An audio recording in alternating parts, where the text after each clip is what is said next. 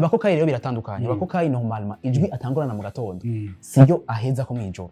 Ora mu gatondo avuga ngagara kanyoni kingstar aho ni mu gatondo afise energy. Saa sita kanyoni kingstar ngagarira hera ko era energy biri kirahera. Mwijoro kingstar pina riratoboka. Hamari y'umuntu muri bisi Patrick afise akanyara yego uramaze ko ndihuta none bisi genda ryari ndihuta ibi ni biki nitwarishe ndavuyeyo mugana nasohoka ndavayo je ni mumbise mveye mugo muntu nasohoka Changachanga inje zirengarenga indagara inkoko n'umuntu wese bagenda barazinjizayo yarinjije inkoko yinjije isake zibiri acama ngo ndamufati tutazinanye Patrick.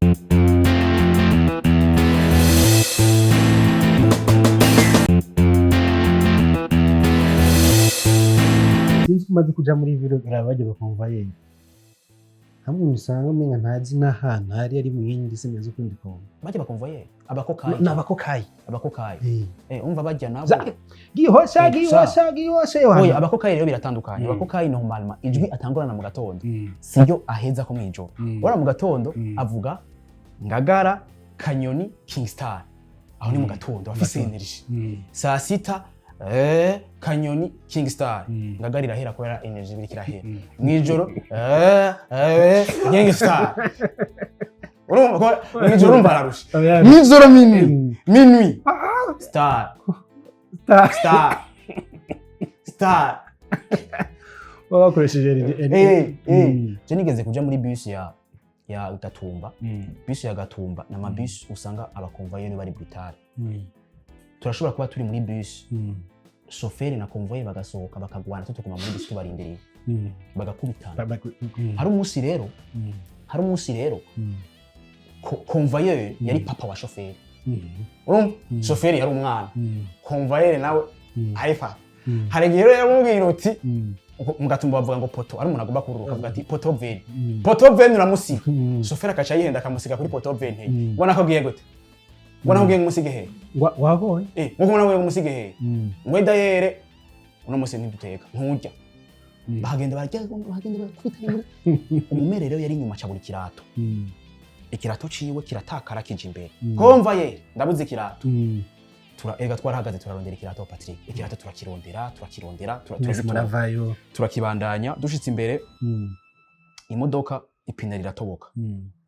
Hamari y'umuntu muri bisi Patrick afise akanyara yego uramaze ko ndihuta none bisi genda ryari ndihuta ibi ni biki nitwarishe ndavuyeyo mugana nasohoka ndavayo je ni mumbise mveye mugo muntu nasohoka uramaze ko na Patrick ngo nasohoka oya prima ndavayo oya prima amahera atugure ko none ndakubise je nenge ndakubise toya no oya nibaheze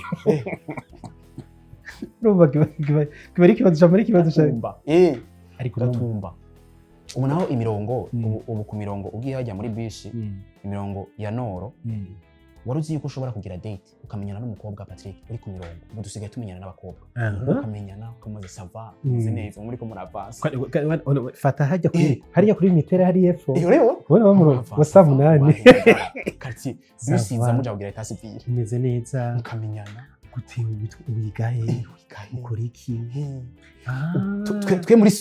twe muri sud atangura imirongo ya Kibenga hama ya Kanyosha. Urumva Kibenga umura mu kizera sava mugira muravasa neza mugira nibo urumva hari gihe uhindura Kibenga ukayihiba ukaja muri Kanyosha ukabiheba aho gaje sinamu Kibenga nashe mu Kanyosha ngaca mugira tasi vire umuntu rero yinjije inkoko muri Changachanga inje zirengarenga indagara inkoko n'umuntu wese bagenda barazinjizayo yarinjije inkoko yinjije isake zibiri acama ngo ndamufati tutazinanye Patrick.